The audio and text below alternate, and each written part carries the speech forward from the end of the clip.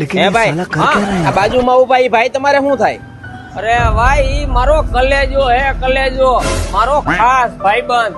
અટાણ સુધીમાં એક એવું ઉડતું તીર નહીં હોય કે જે એને નહીં લીધું હોય. હજી પૂરું નથી થયું સાંભળો ભાઈ. મેં એને ના પાડી હતી કે તું એમ્બ્રોડરી મશીન રેવા દે, હોટ ફિક્સ મૂક. પણ કોઈના બાપનું નો માયનો, હવે આંબી ગઈ. એ ભાઈ તારી બધી વાત સમજી ગયો, હવે ખાલી તું ઈ મને કે હોટ ફિક્સ મશીન લેવું ક્યાંથી?